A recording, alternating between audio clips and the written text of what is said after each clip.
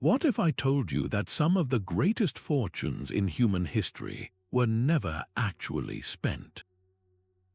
That kings and rulers amassed unimaginable wealth only to lock it away in dark, secret chambers, leaving it untouched for generations. This isn't a fantasy or a myth. It was the startling reality of the Bronze Age, a time when gold wasn't meant to circulate or build economies, but to be hidden, guarded, and kept silent.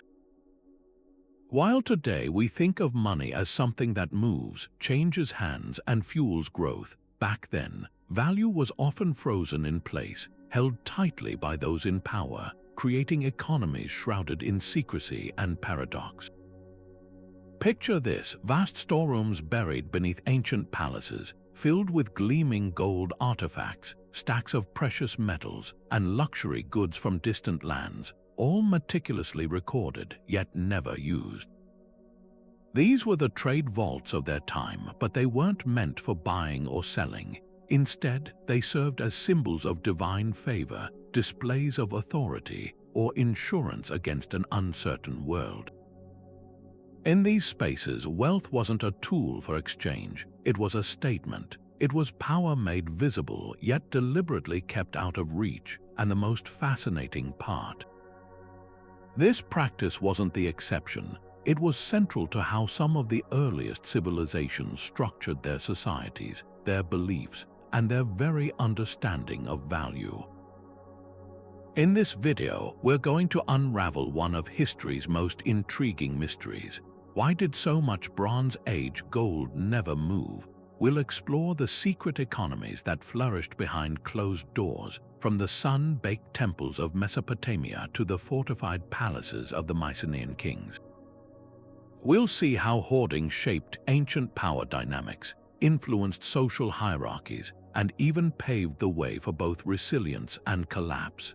And perhaps most compellingly, we'll discover how these ancient behaviors rooted in human nature still echo in our modern world, from hidden offshore accounts to the ways we ourselves think about security, control, and wealth. So come with me on a journey into the heart of the Bronze Age, where gold gleamed in darkness and treasure lay waiting, silent and still, for centuries. To truly grasp the idea of gold that never moved, we must first step back and appreciate the sheer scale and sophistication of the Bronze Age world. This was not a primitive or simple time. It was an era of breathtaking transformation that laid the very foundations for modern civilization. For over 2,000 years, from around 3,300 to 1200 BCE, humanity experienced a surge of progress unlike anything before. Great empires and kingdoms rose to power, from the sun-baked ziggurats of Mesopotamia and the mighty pyramids of Egypt to the meticulously planned cities of the Indus Valley. These were not isolated pockets of culture. They were interconnected, dynamic societies buzzing with activity. What made this period so revolutionary was a trio of incredible advancements. First, the discovery of metallurgy, the ability to alloy copper and tin to create bronze. This new metal was stronger and more durable than anything previously available, leading to better tools, more effective weapons, and a technological arms race that fueled innovation. Second, vast and complex trade networks emerged, weaving a web across continents. Ships carried goods across the Mediterranean, while overland routes connected the Aegean to Anatolia, Egypt to Mesopotamia, and beyond. This exchange moved more than just raw materials. It circulated ideas, technologies, and cultures. And third, to manage this new complexity, these societies developed intricate administrative systems. We see the invention of writing, with cuneiform in Mesopotamia and hieroglyphs in Egypt, primarily used for record-keeping. They created standardized weights and measures, seals to mark ownership, and vast bureaucratic archives. This was a world becoming organized, a world keeping track of itself. Yet within this bustling, interconnected economy of trade and innovation, there existed a powerful paradox. Alongside the flow of goods, there was a strong countercurrent of secrecy and accumulation. Elites, kings, priests, and ruling classes began to amass enormous concentrations of wealth, not to spend it, but to hoard it. Materials like gold, copper, and tin were valued for far more than their practical use in making a better axe or a prettier necklace. They possessed immense symbolic power. To control these resources was to demonstrate divine favor, military strength, and ultimate authority. This wealth was often pulled from the vibrant trade networks and funneled into centralized, heavily guarded locations: palace treasuries, temple storerooms, and royal tombs. There it would sit, inventoried and sealed away, forming the core of what we might call secret economies. This is what separates their economic reality from our own. We live in a world where wealth is defined by its movement and circulation. Money changes hands, investments are made, capital flows. In the Bronze Age, for a significant portion of the elite's treasure, wealth was defined by its stillness. Its power was proven not by being used, but by being possessed and displayed, even if that display was hidden away in a dark vault. This context is absolutely essential. Without understanding this backdrop of brilliant innovation existing alongside controlled accumulation, the phenomenon of the gold that never moved remains just a curious footnote, instead of the central economic mystery it truly was. So what exactly do we mean when we talk about the gold that never moved? It's a phrase that sounds almost poetic, but it points to a very concrete and puzzling economic reality.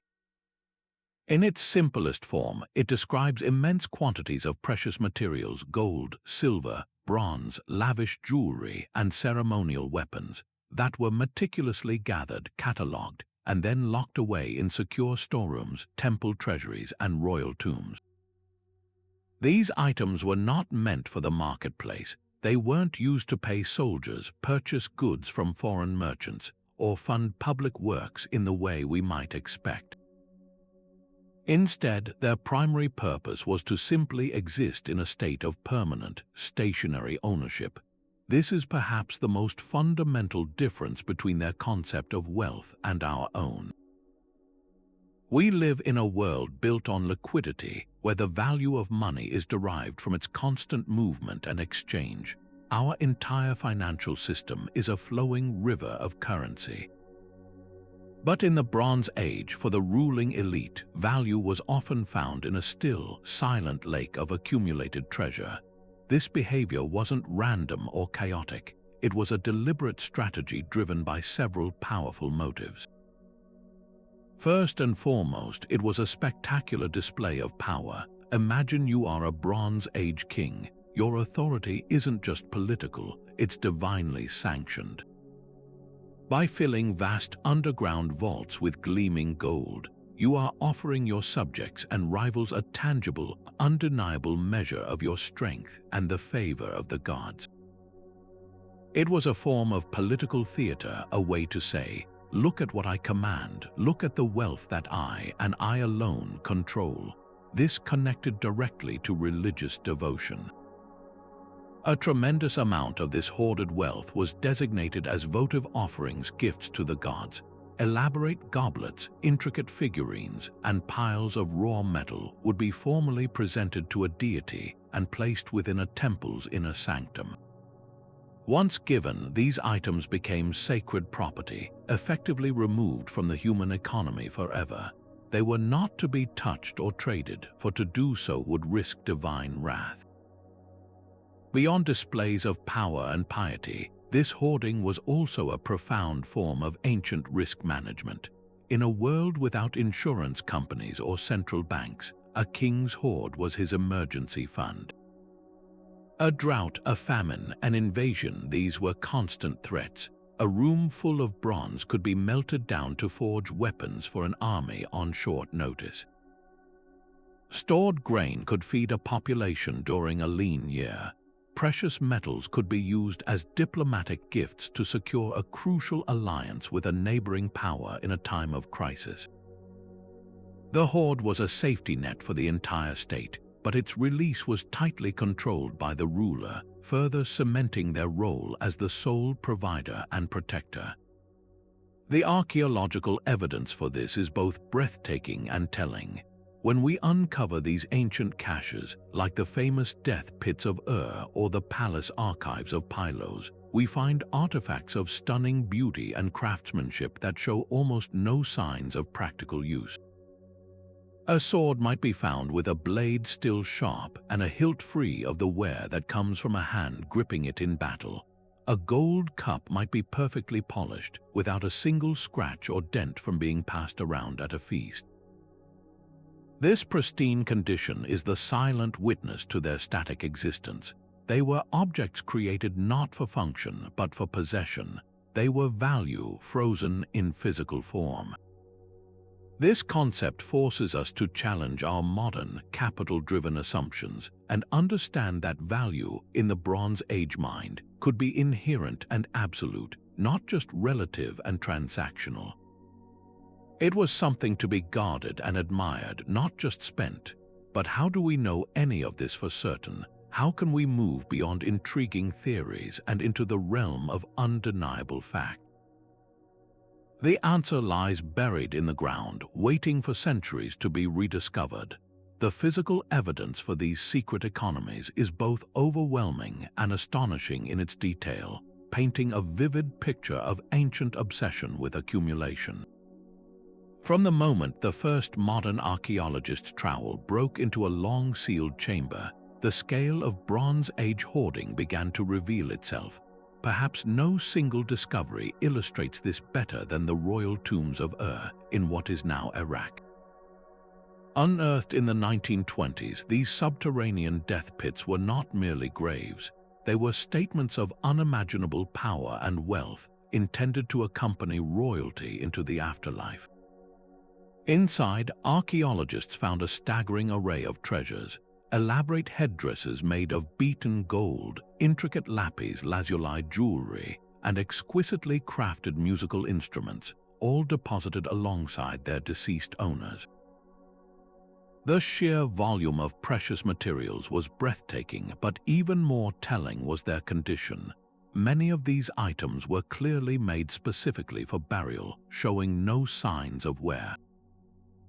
They were created at immense cost, only to be immediately taken out of circulation and hidden from the world of the living, a perfect example of wealth that was meant to be possessed, not used.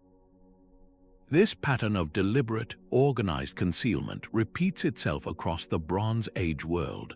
On the island of Crete, the vast palace complex of Knossos, often associated with the myth of the Minotaur, contained a labyrinth of its own, not of stone but of storage. Excavations revealed row upon row of giant clay jars called pithoi, sunk into the floors of magazine rooms. These were not just for olive oil and grain. Adjacent storerooms held archives of clay tablets and, crucially, collections of precious items. The administration here was meticulous. They used complex seal stones to mark ownership and secure containers, and the tablets themselves are filled with lists, inventories of chariot wheels, quantities of wool, and counts of metal ingots. This wasn't a haphazard stash. It was a centralized, bureaucratic system for managing wealth, designed to keep track of every single valuable asset under the palace's control. The very architecture was designed for hoarding, with narrow corridors and secured doors controlling access to these treasuries, ensuring that this accumulated wealth remained firmly in the hands of the elite. Perhaps the most compelling written evidence comes from the Mycenaean Greeks of the late Bronze Age. At palaces like Pylos and Thebes, archaeologists discovered thousands of clay tablets inscribed with Linear B script, the earliest known form of Greek. When these texts were finally deciphered in the 1950s, they didn't reveal epic poetry or religious hymns. They revealed spreadsheets. These tablets are essentially the inventory logs of the palace administration. They record in minute detail the contents of the storerooms: so many kilograms of bronze, so many jars of perfumed oil, so many sets of linen textiles. The numbers are often vast, far exceeding any conceivable immediate need. A single tablet from Pylos, for instance, records the collection of over half a ton of bronze from various surrounding villages. This metal wasn't noted for being sent to smiths to be worked into tools or weapons. It was simply logged as received and, we must assume, stored. The tablets are a window into a mindset obsessed with accounting for wealth, with knowing exactly how much you have, precisely for the purpose of not spending it. This administrative sophistication is a key part of the story. It proves that hoarding wasn't a casual or occasional practice. It was a cornerstone of state policy, requiring a full-time class of scribes and officials to manage the sheer scale of it all. The vaults were real, they were organized, and they were the beating heart of a system where power was measured not by the flow of gold, but by its profound and deliberate silence. But who orchestrated this grand concentration of wealth, and what was their ultimate goal? To understand the silent gold, we must turn our attention to the individuals at the very top of Bronze Age society: the kings, the high priests, and the ruling elite. They were not merely passive recipients of treasure, they were the master architects of this system, and their motivations were a complex blend of the spiritual, the political, and the brutally practical. At its heart, this accumulation of wealth was the most powerful tool available for building and reinforcing their authority. In a world without mass media or instant communication, a ruler's power had to be visibly, tangibly demonstrated. A vast hoard of gleaming metal and exotic goods was the ultimate status symbol. It sent an unambiguous message to both their own people and rival kingdoms. My power is immense, my connections are divine, and my resources are inexhaustible. This display wasn't just about ego, it was a critical strategy for maintaining control and deterring challenges. To justify this immense concentration of resources, elites cleverly wrapped their hoarding in a cloak of religious necessity. Kings and priests often presented themselves as the sole intermediaries between the people and the gods. They argued that the gods themselves demanded these lavish offerings of gold, silver, and fine goods to ensure the community's continued prosperity. By amassing wealth in temple treasuries, they were not being greedy. They were, in their telling, acting as dutiful servants to the divine, safeguarding the very spiritual welfare of the entire population. This narrative was incredibly effective. It transformed what could be seen as selfish accumulation into a sacred, communal duty. The ruler became the guardian of both earthly and divine fortune, making their authority seem not just political, but essential to the cosmic order itself. Questioning their right to this wealth was tantamount to questioning the will of the gods. Yet, behind this spiritual justification lay a suite of hard-nosed, real-world applications for these stockpiles. First and foremost, they were a war chest. Launching a military campaign in the Bronze Age was an astronomically expensive endeavor. It required feeding and paying soldiers, outfitting them with bronze weapons and armor, and maintaining chariots. A king's hoard was his strategic reserve, ready to be mobilized to crush a rebellion, conquer a neighbor, or defend against invasion. Secondly, these resources funded the massive public works projects that were another hallmark of elite power. The construction of a great palace, a defensive wall, or an irrigation system required feeding a huge workforce and supplying them with tools. The surplus wealth stored away made these monumental displays of power possible. Perhaps most crucially, these hoards acted as the ancient world's ultimate insurance policy. The Bronze Age was a precarious time. A single bad harvest could lead to famine, a drought could decimate herds, an unexpected plague could wipe out a community. In these moments of crisis, the ruler could selectively release portions of their stored grain, metals, or other goods to alleviate the suffering of the population. This act of redistribution, while saving lives, also served a powerful political purpose. It created a relationship of dependency. The people relied on the king's generosity for their survival, which in turn fostered loyalty and reinforced the social hierarchy. The elite had the security, and the common people had a patron. This system ensured that power remained firmly in the hands of those who controlled the vaults, creating a cycle where wealth generated more power, and that power was used to acquire even more wealth, all while keeping the broader society structurally dependent on their rulers' guarded benevolence. While kings and rulers hoarded wealth for political and strategic reasons, some of the most profound and enduring accumulations of treasure were driven not by earthly power, but by divine devotion. To understand the Bronze Age mindset, we must step into the sacred spaces, the temples and ritual sites that functioned as the spiritual and economic hearts of their communities. Here, the concept of wealth took on an entirely different meaning. It wasn't a tool for trade or a display of royal ego. It was a direct offering to the gods, a sacred transaction meant to ensure the very survival and prosperity of the entire world. Temples were far more than just places of worship. They were immense, powerful economic institutions. Think of them as the central banks of the divine. They controlled vast tracts of land, employed hundreds of priests, artisans, and laborers, and amassed staggering quantities of dedicated wealth. When a merchant had a successful voyage, he might donate a portion of his profits to the temple of the sea god in gratitude. A king victorious in battle would offer the choicest plunder, exquisite weapons, captured chariots, and chests of precious metals to his patron deity. Over generations, this constant inflow of votive gifts turned temple storerooms into some of the wealthiest repositories in the ancient world. But unlike a royal treasury, this wealth had a single, sacred purpose: to honor and appease the gods. The types of items found in these religious hoards tell a powerful story.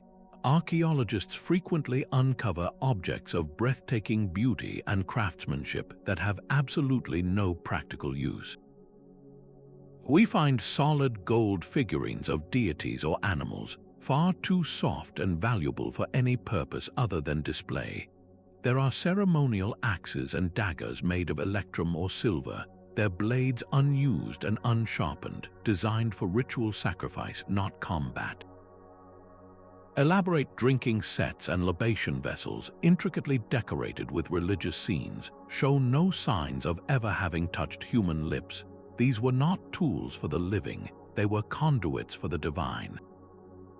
Each object was a physical prayer, an attempt to communicate with an unpredictable and powerful supernatural force.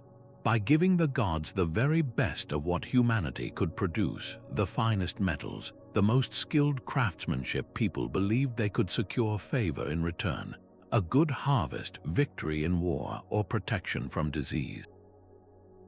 This practice created a one-way flow of precious materials into the religious sphere. Once an object was formally dedicated to a god, it became sacred property, effectively removed from the human economy. To reclaim it, to melt it down for coinage, or to trade it away would have been seen as the deepest form of sacrilege, an act that could bring catastrophe upon the entire community. This belief is why so many of these religious hoards have survived intact for millennia, often only discovered when a temple was destroyed in a sudden catastrophe and never rebuilt. The wealth within was considered so inviolable that even in times of extreme famine or war, it often remained untouched, a silent, gleaming testament to faith. This absolute taboo against recirculating sacred wealth meant that enormous reserves of valuable materials sat motionless for centuries, growing with each generation's new offerings but never being spent. creating a permanent and ever-expanding island of static wealth at the very core of Bronze Age life. This creates a fascinating and almost contradictory picture of the Bronze Age economy. On one hand, we have these incredibly dynamic, far-reaching trade networks, the superhighways of the ancient world. Ships laden with goods crisscrossed the Mediterranean. Overland caravans connected the palaces of Mycenae to the markets of Egypt and the sources of tin in distant Afghanistan. This system moved an astonishing variety of goods. Amber from the Baltic coast would find its way to the tombs of Egyptian pharaohs. Ivory from African elephants was carved into exquisite art in Mesopotamian workshops. Copper from Cyprus, the island that gave copper its name, was shipped to ports everywhere. Spices, textiles, glass, and exotic woods flowed along these routes, connecting cultures and creating a vibrant, interdependent economic zone. This was not a primitive barter system. It was a sophisticated, large-scale operation that required diplomacy, standardized weights, and a shared understanding of value. Yet, running parallel to this flow was a powerful undercurrent pulling in the exact opposite direction.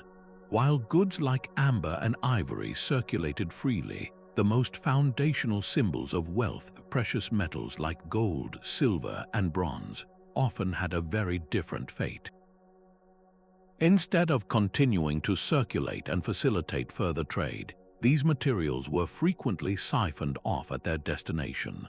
They were funneled directly into the palace treasuries and temple storerooms we've been discussing, entering a state of suspended animation.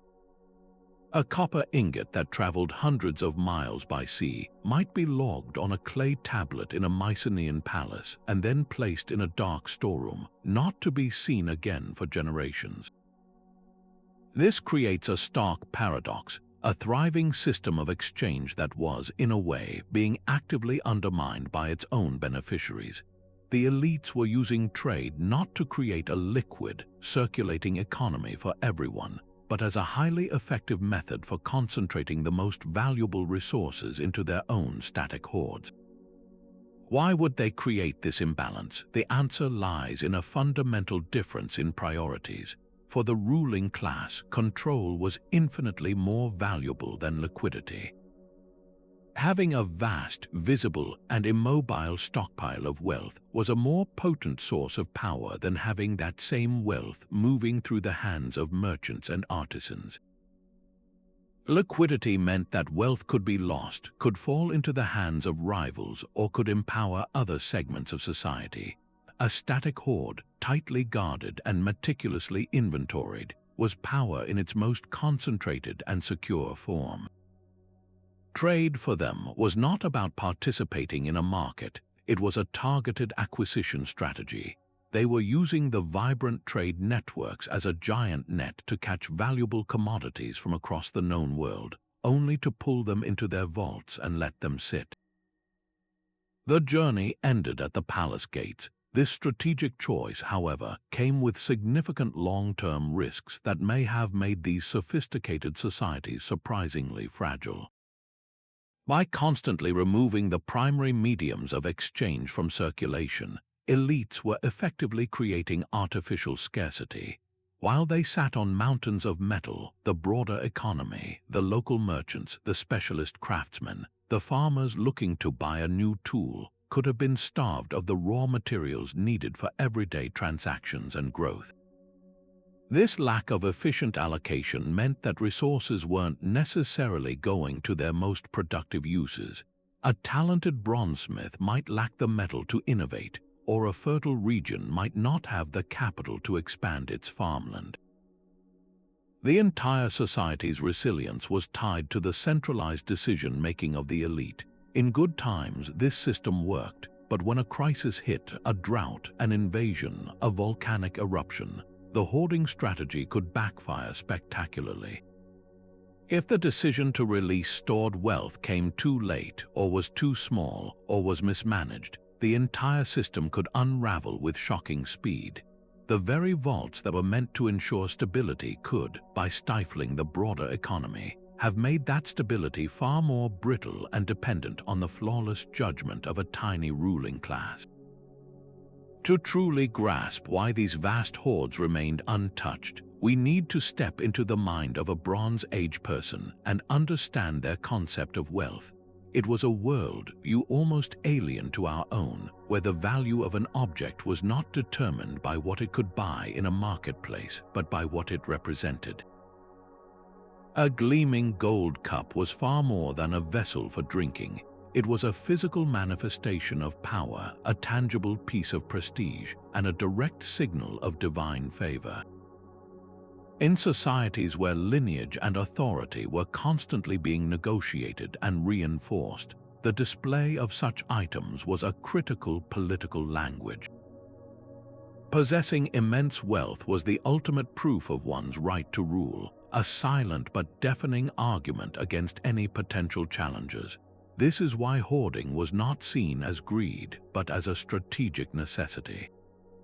To keep your gold hidden away in a vault was to keep your power secure, a constant visual reminder to both your subjects and your rivals that your resources were vast, unassailable, and literally locked down. This symbolic value created a powerful incentive against circulation. In our modern economy, money gains its power from movement. It's a tool for exchange. But in the Bronze Age, wealth gained its power from its stillness. To use that gold cup at a feast, to risk it being damaged, stolen, or even just passed around, was to diminish its symbolic potency. Its perfect, pristine condition was part of its value. A scratch on its surface wouldn't just be a cosmetic flaw. It would be a tiny fracture in the aura of invincibility that the ruler cultivated. This is why the archaeological record is filled with such perfectly preserved objects. They were never meant for the rough and tumble of daily life. Their entire purpose was to be known about, to be inventoried, and to be kept safely in one place, their very existence doing the work of projecting authority without ever having to be used. Compounding this symbolic view was a potentially very different understanding of how wealth itself functioned in the world. Many scholars suggest that Bronze Age elites may have operated with a zero-sum mentality. In this worldview, there is only a finite amount of wealth in existence. It cannot be created, only discovered, claimed, and redistributed. This means that for you to gain more wealth, someone else must necessarily lose it. Your gain is their loss. If this was the prevailing belief, it completely reframes the act of hoarding. Accumulating a massive treasury wasn't just about being rich, it was a strategic maneuver in a high-stakes game of power. Every ingot of bronze you locked away was an ingot your rival could not access. Every piece of gold jewelry stored in your temple was a blow to the prestige of a neighboring kingdom. Hoarding under this mindset becomes an act of aggression, a form of economic warfare waged through silent accumulation. It fosters deeply secretive and conservative behaviors because revealing the full extent of your wealth might invite envy or attack, and spending it would be seen as foolishly giving away a hard-won advantage. The goal was not to grow the economic pie for everyone, but to ensure you controlled the largest possible slice for yourself forever. This fundamental difference in perception helps explain the profound mystery of the silent gold. It wasn't a failure to understand economics. It was a brilliantly calculated strategy based on a completely different set of rules. To see this system of controlled accumulation in action, we need look no further than the imposing citadels of the Mycenaean Greeks. These were not just palaces, they were the economic engines of their world, and their entire operation was designed around the principle of gathering and guarding wealth. The sprawling complexes at places like Pylos and Mycenae, with their massive cyclopean walls, were fortresses in the most literal sense. They were built to protect what was inside. And what was inside was nothing short of astonishing. Imagine walking through the storerooms of the palace of Nestor at Pylos.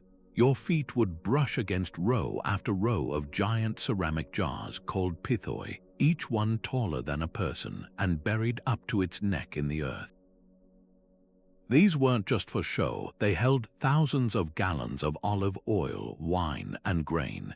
In adjacent magazines, you'd find stacks of bronze ingots ready to be smelted, and carefully arranged sets of chariot wheels, all meticulously counted and recorded.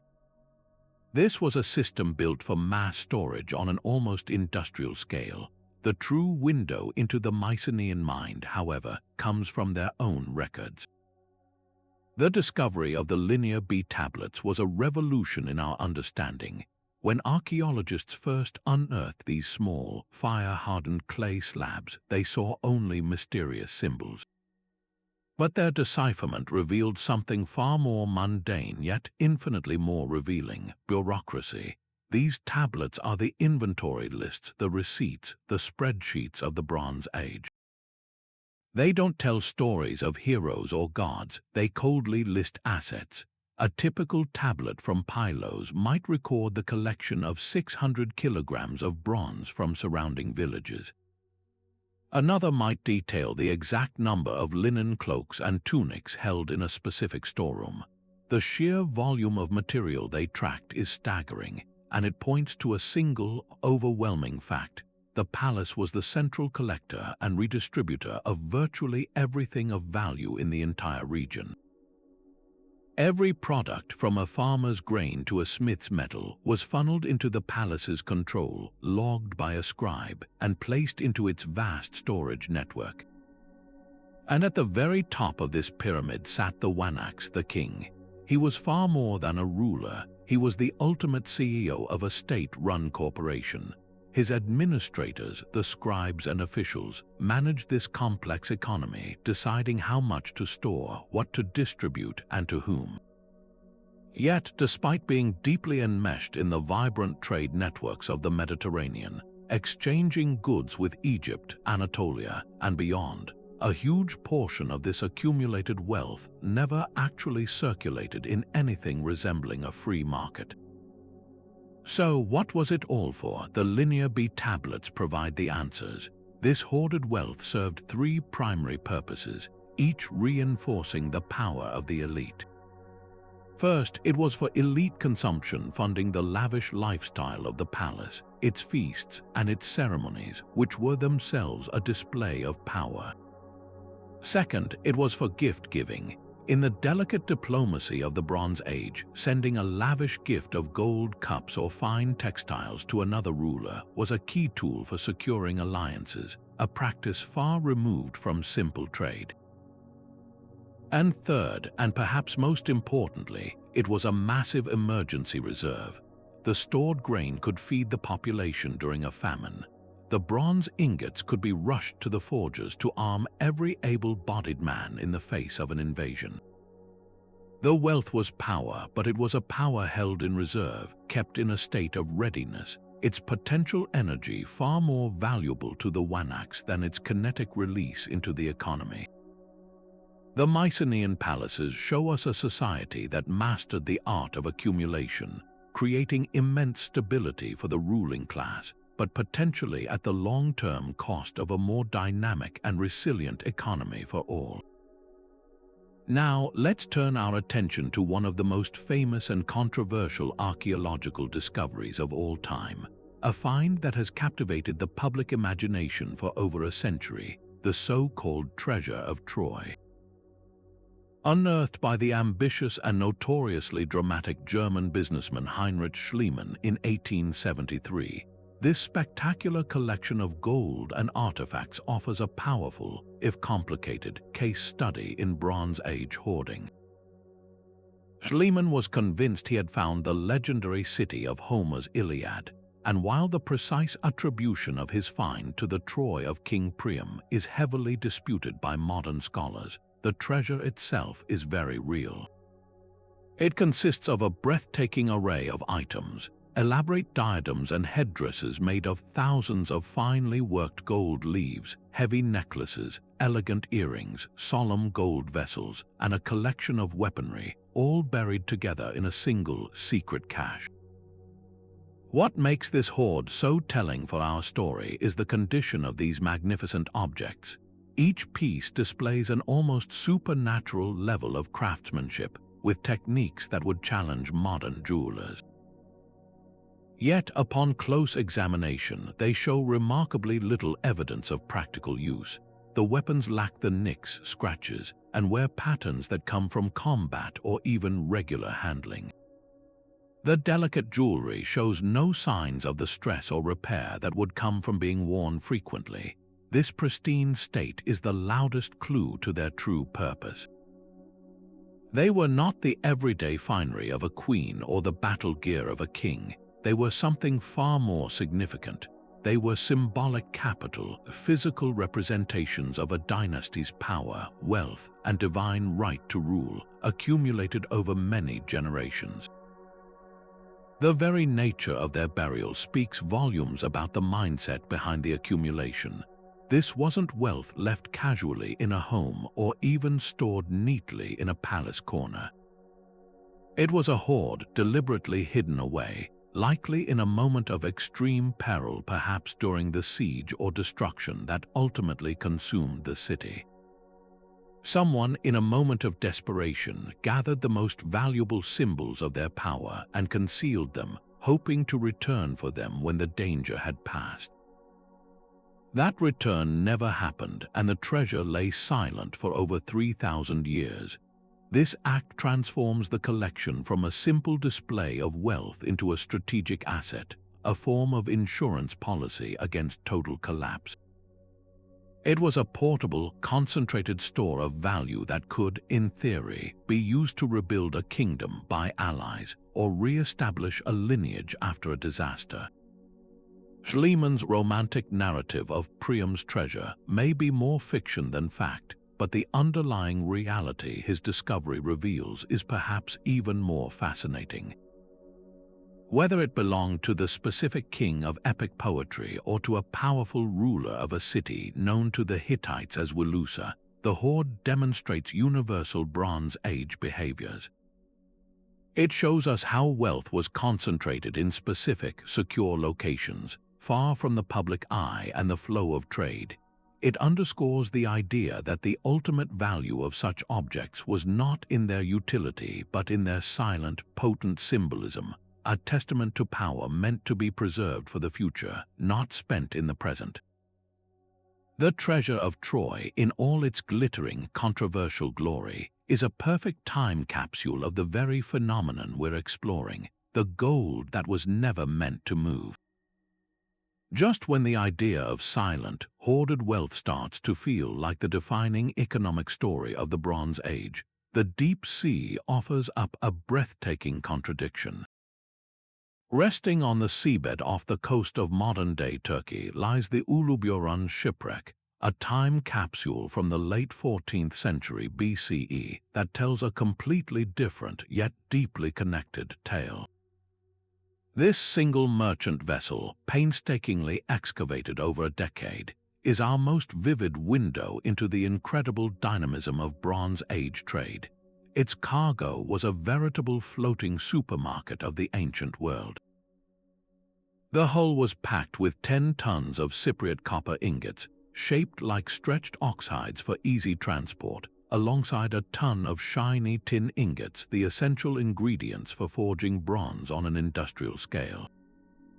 There were cobalt blue glass ingots from Mesopotamia, ebony logs from Africa, jars filled with terebinth resin, likely used for perfume or incense, and a stunning array of luxury finished goods, Canaanite gold jewelry, a golden chalice, ivory trumpets, and even a stone ceremonial scepter. This ship was a masterpiece of logistics connecting empires. Its itinerary would have read like a tour of the great powers of the era, from the Mycenaean world to the coast of Canaan, and likely to the ports of the Egyptian pharaohs. The very presence of such a ship, with its mixed crew suggested by the personal items found on board, proves that the Mediterranean was a buzzing hive of commercial activity. Goods were moving, and they were moving in massive quantities over vast distances. This was not a closed, stagnant economy.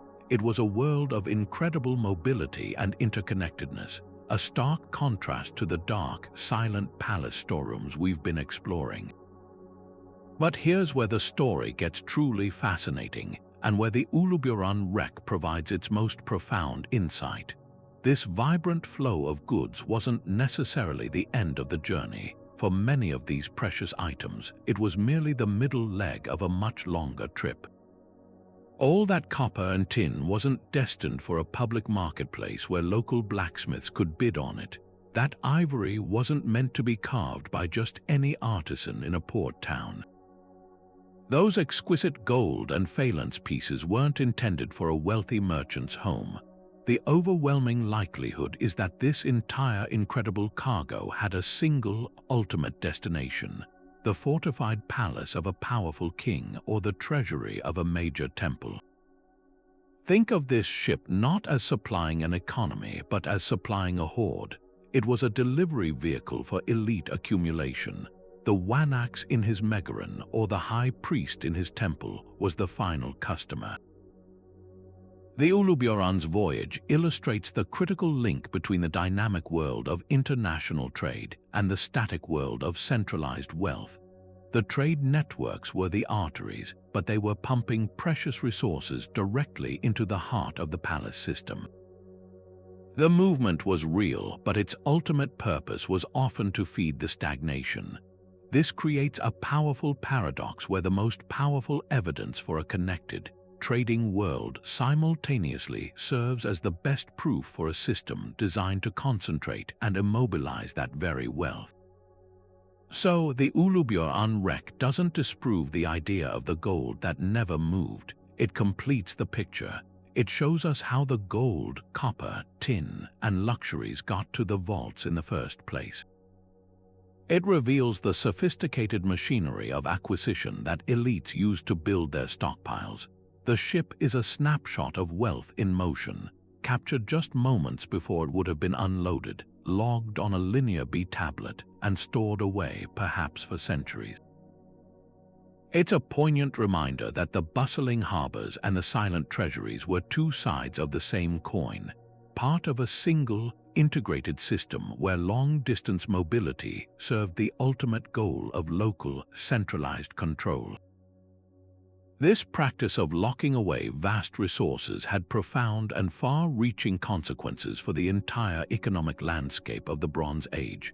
Think of an economy as a living body, requiring a constant flow of blood to nourish its limbs and organs.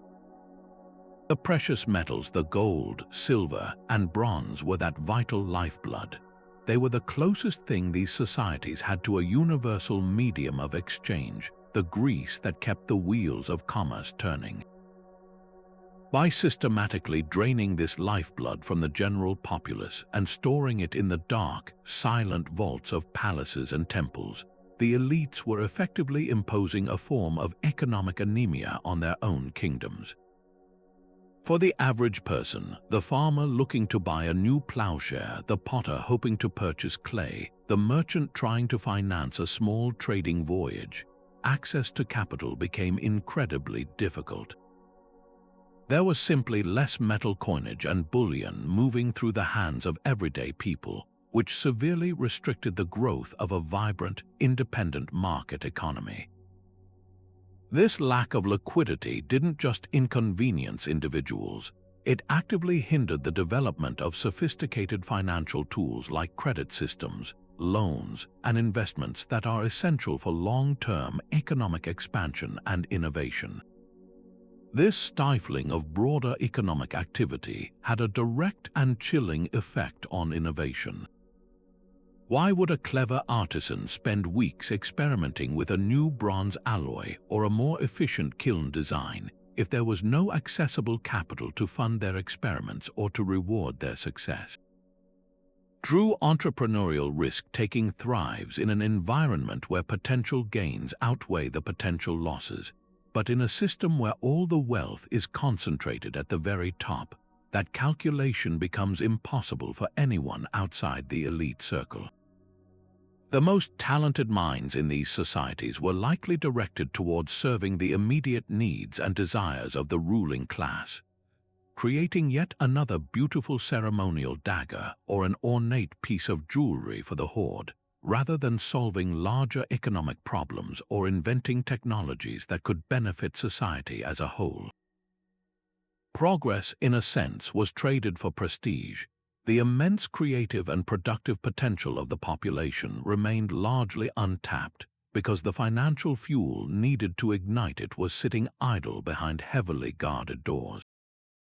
Furthermore, this extreme concentration of wealth created a dangerous paradox that modern economists would instantly recognize: the paradox of poverty amid plenty.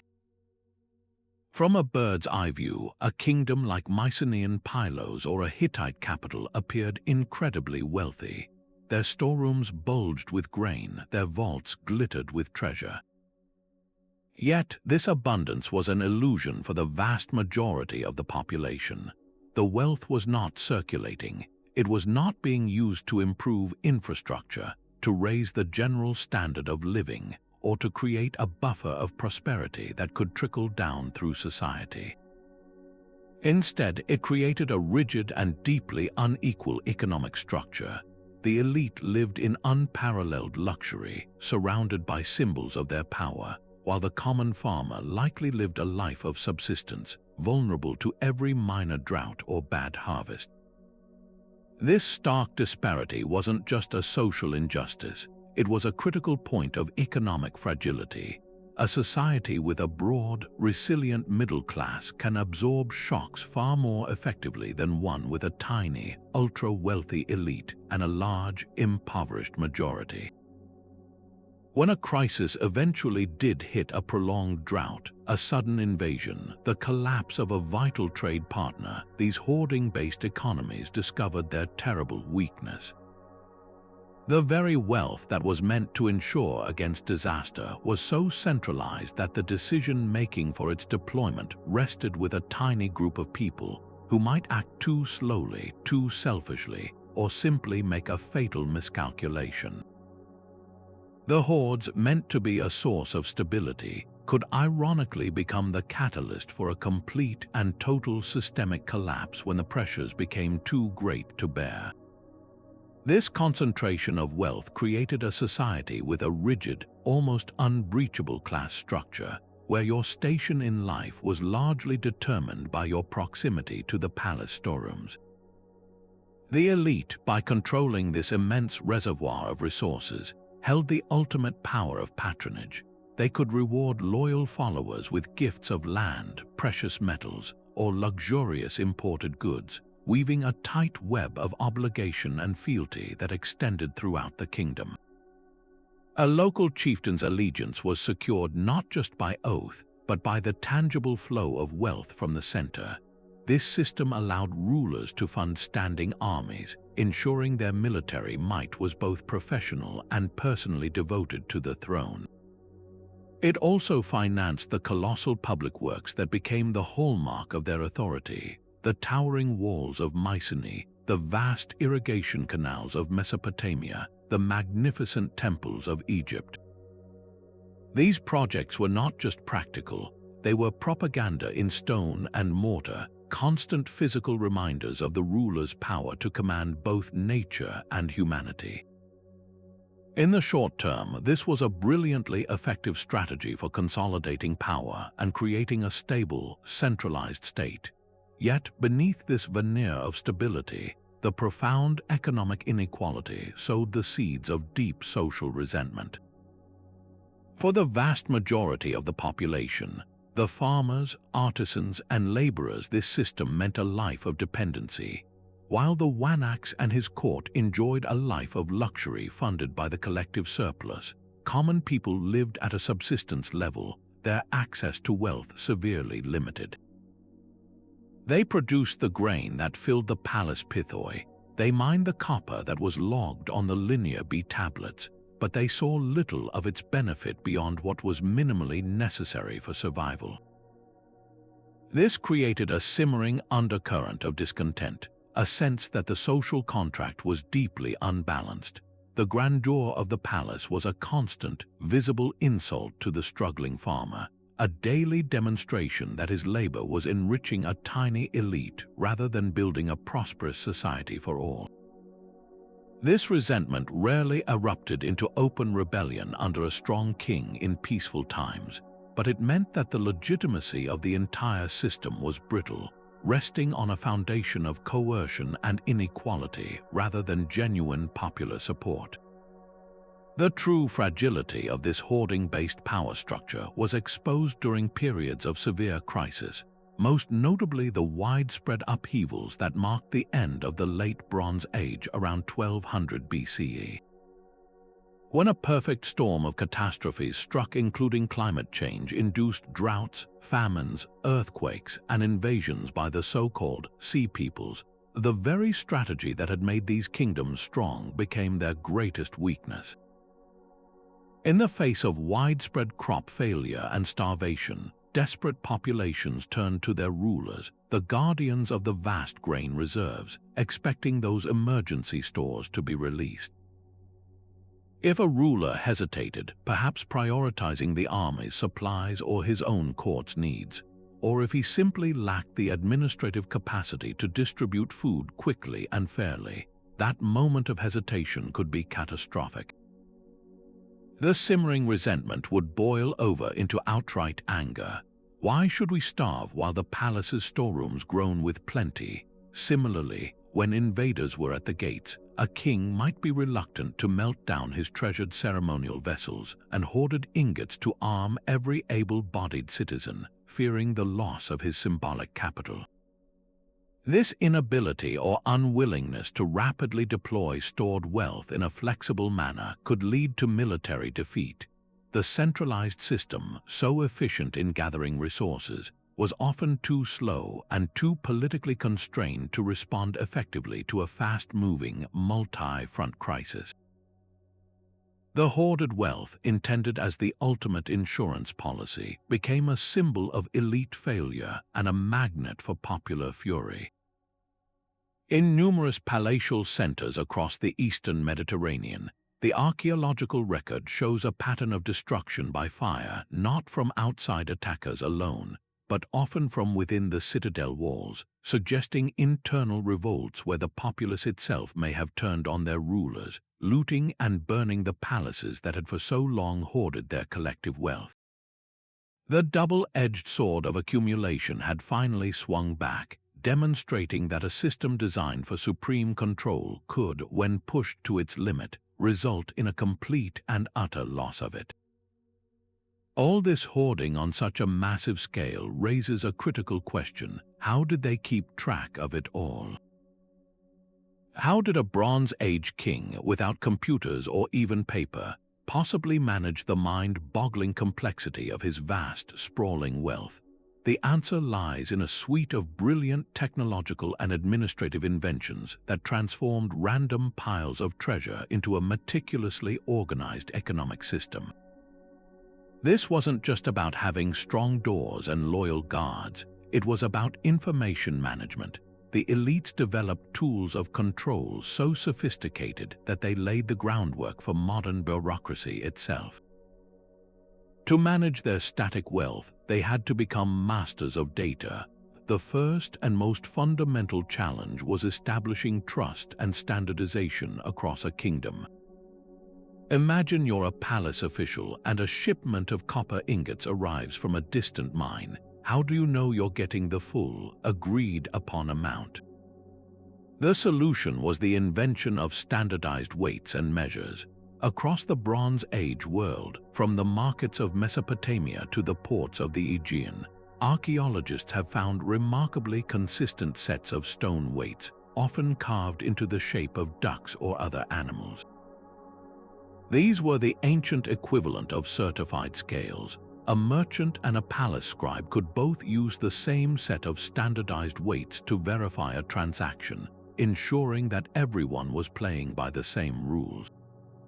This created a universal language of value, allowing for precise accounting and eliminating disputes over quantities. It was the essential first step in turning raw materials into a logged, manageable asset. But verifying the amount was only half the battle. The next step was securing it and marking ownership. This is where the cylinder seal became one of the most transformative inventions in human history. A cylinder seal was a small, beautifully carved stone cylinder, often no larger than a thumb, that could be rolled across a soft clay tablet or over the damp clay plug sealing a jar or a door. Each seal was unique to a specific official, office, or even the king himself, functioning as a personalized signature, a corporate logo, and a tamper-proof security system all in one. When a storeroom was sealed, the official would roll their seal across the clay lock. If that seal was broken upon arrival at its destination, everyone would know the contents had been interfered with. This system created a chain of custody and accountability that was incredibly difficult to forge.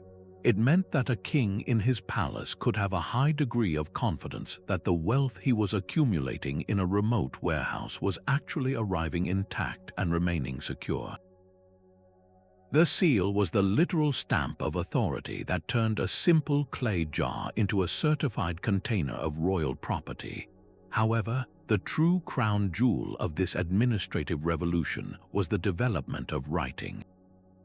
It's no coincidence that the earliest forms of writing, like cuneiform in Mesopotamia and Linear B in Greece, were not used for poetry or history.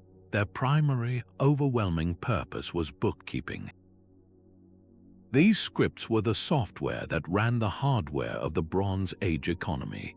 The Linear B tablets found at Mycenaean palaces like Pylos are perhaps the most revealing. They are utterly mundane and, because of that, utterly fascinating. They are inventory lists, pure and simple. One tablet might record the exact number of chariot wheels in a specific storeroom. Another might list the names of shepherds and the precise count of sheep they are responsible for. Another details the rations of grain allotted to different groups of workers. This wasn't just note-taking. It was a comprehensive system of resource management that allowed the palace bureaucracy to know, in near real time, what it owned, where it was, and who was accountable for it. This bureaucratic sophistication reveals the most crucial point of all. Hoarding was not a reflex or a simple act of greed. It was a highly organized, calculated, and integral practice of statecraft. The vast storerooms were not chaotic treasure caves. They were the physical manifestation of a data-driven government. The precise allocation noted on these tablets, so much bronze for the smiths, so much cloth for the sailors, so much oil for a temple offering, shows that this wealth was not completely dead. It was being carefully managed and selectively deployed to achieve specific political, military, and religious goals. The king wasn't just a dragon sitting on a pile of gold. He was the CEO of a complex corporation, using his centralized reserves to fund operations, pay his key employees, and invest in projects that reinforced his power. The ability to measure it, seal it, and write it down is what transformed accumulation into administration, and what made the silent gold not just a symbol of power, but the very engine of Bronze Age governance. The allure of hidden treasure is a thread that runs deep in the human imagination, and the Bronze Age, with its very real practices of secret accumulation, provided the fertile ground from which some of our most enduring myths and legends grew. These are not just fanciful stories, they are cultural echoes, distorted reflections of a time when kings really did hide their wealth in deep, dark places. Take, for example, the epic tale of Jason and the Argonauts and their quest for the Golden Fleece. On the surface, it's a story of heroism and adventure, but at its core lies a powerful economic symbol. A fleece made of gold is the ultimate representation of wealth that is not meant to be spent. It is an object of immense, almost supernatural value, guarded by a dragon in a far-off land, and its acquisition requires a perilous journey and divine intervention. This myth perfectly captures the Bronze Age reality. wealth was often perilous, remote, and protected by both physical and supernatural forces. It wasn't something you could easily earn in a market. It was a prize to be won through great struggle and cunning, much like the actual diplomatic and military efforts elites undertook to amass their hoards. This theme of mystically guarded wealth repeats across ancient cultures, each story adding a layer of cultural meaning to the simple act of storing treasure. In ancient Egypt, the legends surrounding the tombs of pharaohs were steeped in the idea of cursed gold. The tombs themselves were the most literal form of hoarding, designed to carry the king's accumulated wealth into the afterlife, forever removing it from the world of the living. The stories of curses that would befall any grave robber who dared to disturb this slumbering wealth served a very real purpose. They were a form of supernatural security system. They reinforced the idea that this treasure was not merely metal and stone. It was sacred, inviolable, and protected by forces far greater than any human guard. This perception transformed wealth from a physical object into something with a moral and spiritual dimension. To take it was not just theft, it was sacrilege, an act that could upset the cosmic order and bring doom upon oneself and one's community. These narratives brilliantly codified the elite's desire to keep their hoards intact, weaving a protective web of belief around the very real walls and seals of their vaults. What these myths and legends ultimately reveal is a universal human fascination with the idea of hidden wealth and the secrets of the past. They blur the line between history and folklore because they are often rooted in a kernel of truth, a memory of a great king's treasury, a story passed down about a lost mine, or the occasional, accidental discovery of an ancient hoard by a farmer plowing his field. Over generations, these memories were embellished, personified with heroes and monsters, but they never lost their connection to that deep-seated understanding that wealth was power, and power was often kept secret. These stories gave people a way to make sense of the immense inequalities they saw around them. The king's vast, unseen wealth could be explained not just by his tax collectors and armies, but by a magical object or a divine gift, making the unequal distribution of resources part of a larger, more mysterious cosmic story. The legends provided a framework for understanding a world where most of the gold never moved, transforming an economic reality into an epic narrative of quests, guardians, and forbidden riches, ensuring that the silent gold of the Bronze Age would continue to captivate the human imagination long after the palaces had crumbled to dust. While the Bronze Age offers a stunning example of systematic wealth accumulation, this behavior was certainly not confined to that era alone. If we zoom out across the ancient world, we find fascinating parallels that help sharpen our understanding of what made the Bronze Age approach so distinct. Consider the incredible Iron Age Celtic hoards found across Europe, like the magnificent Snettisham treasure in Britain. These collections of intricately torqued gold necklaces, elaborate cauldrons, and stacks of metalwork were often deliberately buried in bogs or rivers, seemingly as votive offerings to deities of the earth and water. The act of deposition was likely the entire point, a sacred ritual of giving wealth back to the gods.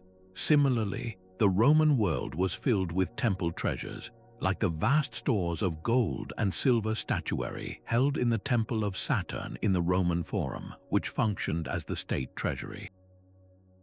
Yet, in both these later examples, the economic context was profoundly different. For the Celts, hoarding was a powerful religious act, but it wasn't the central engine driving their entire political economy. Their societies functioned with more fluid, decentralized forms of exchange outside of these ritual deposits. The Roman approach to stored wealth is perhaps the most illuminating comparison.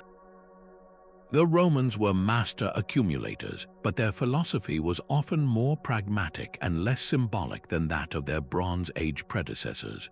A Roman hoard, like the one found at the sacred spring of Bath in England, filled with curses inscribed on lead tablets and offerings of coins, was typically a reactive measure.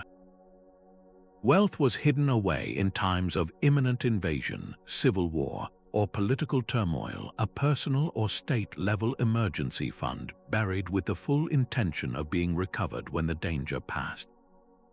This is a key distinction. For the Romans, hoarding was a temporary pause in the circulation of wealth, a strategic response to crisis. For the Bronze Age palace, the hoard was the system.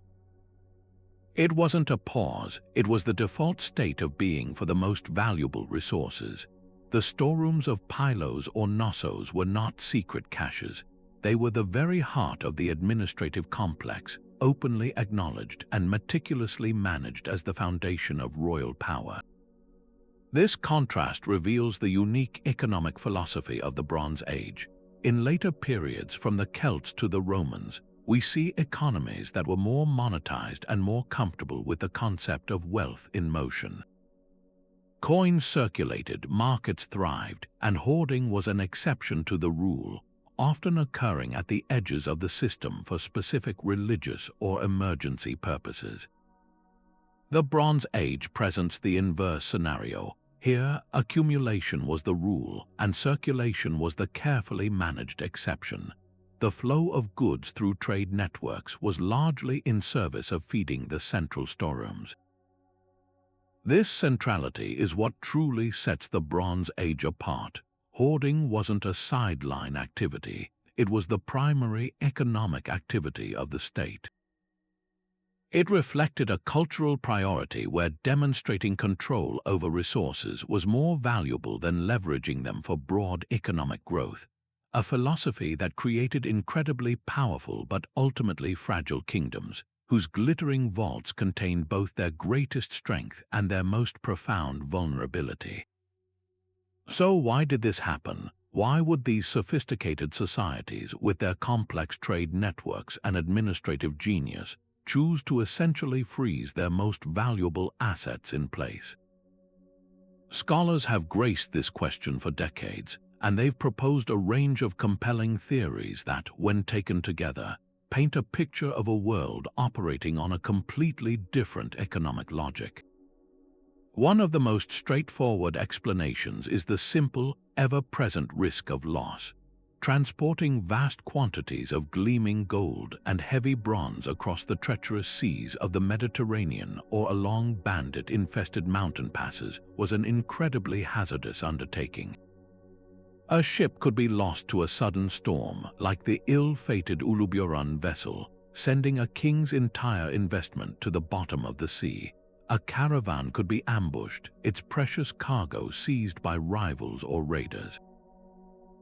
For an elite ruler, the potential gain from trading a portion of their hoard might have been far outweighed by the catastrophic risk of losing all of it in one disastrous event.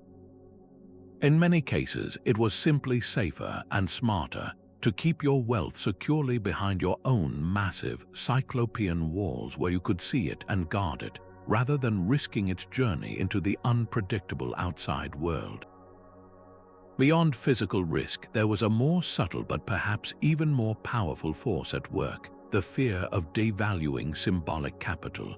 In our modern economy, we want money to move. Its value is proven by its acceptance and its utility in exchange.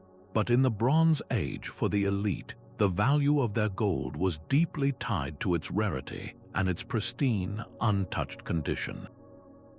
Think of it like a famous masterpiece in a museum today.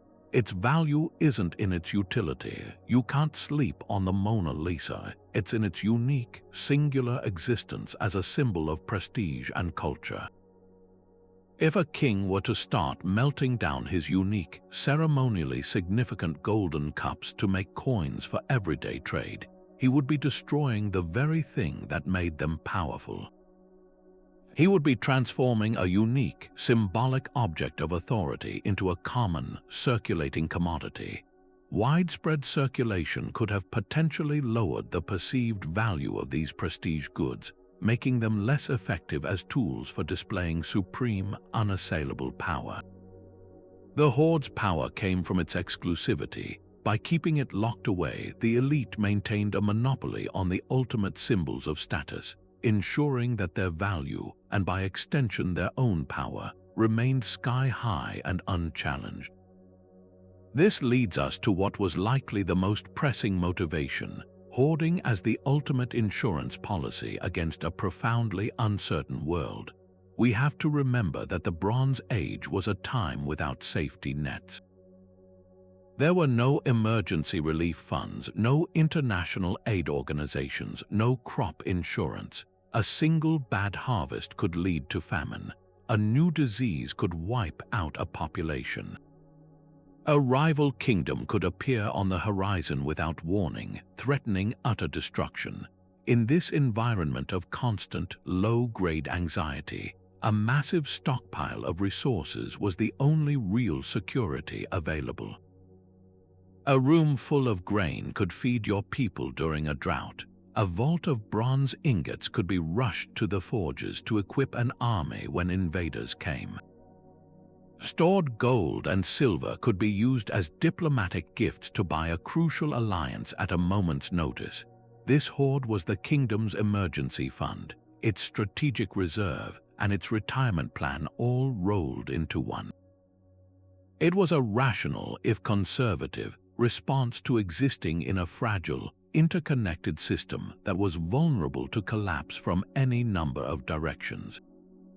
The goal wasn't growth, it was survival, and survival meant keeping a huge buffer of wealth in reserve, ready to be deployed at the precise moment it was needed to avert catastrophe. Finally, we must consider the social engine of the Bronze Age world, which often operated on a principle of spectacular display rather than quiet exchange. This was an economy of grandeur and obligation. Enormous wealth was frequently required for specific, high-stakes social transactions that were the bedrock of political life. Forging a powerful alliance with a neighboring kingdom wasn't done through a simple trade agreement. It was achieved through the gift of breathtakingly lavish presents, chariots inlaid with gold, swords with jeweled hilts, chests of finely worked jewelry. These weren't trades, they were statements designed to create a relationship of debt and obligation. Similarly, a royal dowry or a funeral ceremony required a massive, upfront display of wealth to validate the status of the individuals involved and their families. In these contexts, the value was in the sheer, overwhelming spectacle of the gift. You couldn't slowly drip a dowry into the economy over 10 years. You had to present it all at once in a stunning, unforgettable show of power and generosity. The hoard was the reservoir that made these monumental social transactions possible. It allowed a ruler to engage in the political theater that held their world together, providing the physical proof of their might and their honor in a society where your word was only as good as the treasure you could visibly produce. Yet the physical world these rulers inhabited was far from a blank slate. It was an active and often unforgiving participant in their economic decisions. The very landscape itself, with its rugged mountains, unpredictable rivers, and capricious climate, shaped the logic behind hoarding in profound ways. In an era without global shipping or advanced forecasting, survival depended on anticipating scarcity, and geography was the ultimate arbiter of that scarcity. For civilizations nestled in the arid and semi-arid zones of the Near East, like Mesopotamia or the kingdoms of the Levant, the threat of drought was a constant, looming specter. Rainfall was unreliable, and rivers like the Tigris and Euphrates, while life-giving, could also be unpredictable. In this context, the massive state-controlled granaries and storerooms filled with surplus grain weren't just a display of power. They were a sophisticated and essential form of communal insurance. A king's ability to collect, store, and then redistribute grain during a famine was perhaps his most important duty. transforming his hoard from a symbol of greed into a literal lifeline for his people. This practice of accumulating agricultural surplus was a direct and rational response to environmental uncertainty, a buffer against the ecological fragility that defined daily life. The same logic applied to stockpiling metals. A sudden copper shortage, perhaps caused by a disrupted trade route or a failed mining expedition, could cripple a kingdom's ability to produce weapons and tools. By maintaining a vast strategic reserve, a ruler could ensure his military and artisans could continue to function even when the flow of vital resources from the outside world was temporarily cut off. The hoard was therefore a shock absorber, designed to smooth out the violent bumps and jolts delivered by a volatile natural world. This relationship between geography and accumulation becomes even more striking when we look at island societies, particularly the Minoan civilization on Crete.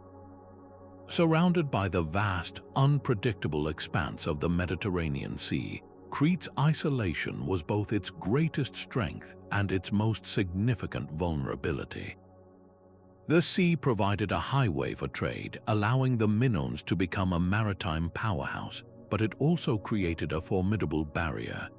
A stormy season could delay supply ships for months, and political upheaval in a distant trading partner could suddenly sever a critical lifeline. For the Minoan elite, this isolation fostered a culture of hyper-preparedness. The famous palace complexes like Knossos, with their labyrinthine storage magazines containing giant pythoid jars of oil, wine, and grain, are a testament to this mindset. Their hoarding of imported luxury goods, ivory, rare stones, and exotic resins wasn't merely about ostentatious display.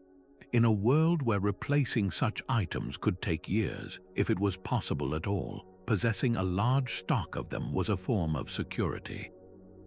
It ensured that the rituals, gift-giving ceremonies, and displays of status that were essential to maintaining their power and social cohesion could continue uninterrupted, regardless of what was happening on the mainland or across the waves. Their wealth was a fortress against the inherent unpredictability of their island home, a way to create a self-sufficient bubble of abundance in the middle of a potentially treacherous sea. Even the very location of a city could dictate its hoarding behavior. A kingdom situated at a critical crossroads of major trade routes, like the Hittite capital of Hattusa in Anatolia, might accumulate wealth differently than a remote, landlocked settlement.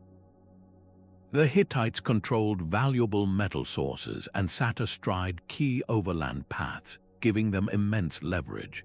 Their hoards likely served as a strategic tool for controlling the flow of goods to their rivals, stockpiling resources to create artificial scarcity and drive up their value in diplomatic negotiations.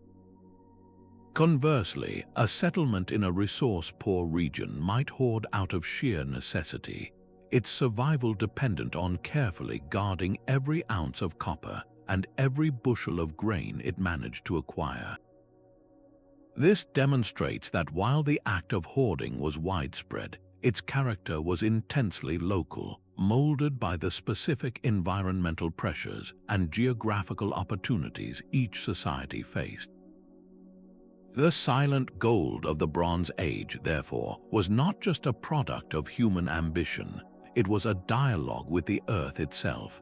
It was a pragmatic, though not always perfectly efficient, adaptation to the challenges of drought, isolation, and uncertainty, proving that the economy of 3,000 years ago was inextricably linked to the ecology that supported it. The instinct to concentrate and guard vast reserves of value did not vanish with the collapse of the Bronze Age palaces. Instead, it evolved, becoming a thread woven directly into the fabric of subsequent economic history. We can trace a direct lineage from those dark, sealed storerooms in Mycenaean citadels to the gleaming marble treasuries that lined the sacred way in ancient Delphi. In classical Greece, city-states like Athens and Thebes built their own dedicated treasury houses within the sacred precinct, not just to safeguard offerings to Apollo, but to store their own surplus wealth, showcasing their economic might to rivals and allies alike. This was hoarding for political prestige on an international stage, a direct echo of the Bronze Age desire to project power through visible yet controlled accumulation. The Romans took this concept and institutionalized it on an unprecedented scale, establishing the Aerarium Saturni, the state treasury housed in the Temple of Saturn. Here, the vast wealth of the empire bullion, tax revenues, and spoils of war was centralized, managed by a sophisticated bureaucracy, and deployed to fund legions, build roads, and stage spectacular public games. The methods had become more refined, the record-keeping more advanced, but the core principle remained strikingly familiar. Ultimate power resided in the control of a centralized repository of wealth. This enduring legacy finds its most powerful modern expression in the concept of central banking. While vastly more complex and dynamic, a nation's central bank, like the Federal Reserve or the European Central Bank, serves a surprisingly analogous function to a Bronze Age royal palace. It is the ultimate centralized repository for a country's financial reserves, its gold holdings, and its monetary authority. Just as the Wanax and his scribes used Linear B tablets to account for every ingot and jar of oil, modern central bankers meticulously track monetary supply and foreign exchange reserves. And crucially, just like their ancient predecessors, these institutions decide when and how to deploy these accumulated resources, not to arm soldiers for battle, but to stabilize currencies, control inflation, or provide liquidity during economic crises. The 2008 global financial meltdown offers a stark modern parallel. In response to the crisis, central banks around the world engaged in quantitative easing, a process of creating vast sums of money to purchase assets and inject liquidity into the frozen financial system. This was a deliberate, large-scale release of stored economic power to avert a total collapse, a move that any Bronze Age king would have understood perfectly. The tools and the theories have changed beyond recognition, but the fundamental behavior, amassing reserves in a central location to manage and protect the broader economy, reveals a deep and enduring human strategy for confronting uncertainty. Beyond shaping economic institutions, the physical discovery of these ancient hoards has utterly transformed the field of archaeology itself. Each unearthed cache is a frozen moment in time, a primary source that speaks more directly to the past than any later written history. The Uluburun shipwreck, for instance, is not just a collection of artifacts. It is a detailed manifest of late Bronze Age trade, providing a precise inventory of commodities, their origins, and their relative values. It has allowed historians to map ancient trade routes with astonishing accuracy and understand the complex economic interdependencies between empires. Similarly, the Linear B tablets from Pylos were not merely lists. They were the key that unlocked our understanding of an entire civilization. Their decipherment provided the first concrete evidence of Mycenaean Greek administration, social structure, and economic organization, pulling the Mycenaeans out of the realm of Homeric myth and into the light of verifiable history. These hoards provide an unparalleled window into ancient technologies, too. The analysis of bronze ingots reveals the specific alloy compositions used in different regions, while the study of gold-working techniques on jewelry from the treasure of Troy shows a level of craftsmanship that rivals modern artistry.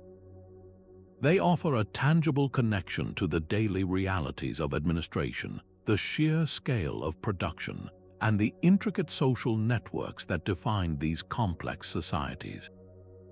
Ultimately, the silent gold of the Bronze Age holds up a mirror to a fundamental and enduring aspect of human nature: our deep-seated drive to accumulate and control resources as a buffer against an unpredictable future. This tendency is not merely an ancient economic curiosity, it is a psychological and social constant. We see it in the individual level when we build emergency savings accounts or stockpile supplies before a storm. We see it on a corporate level when large companies build up massive war chests of cash for acquisitions or to weather economic downturns.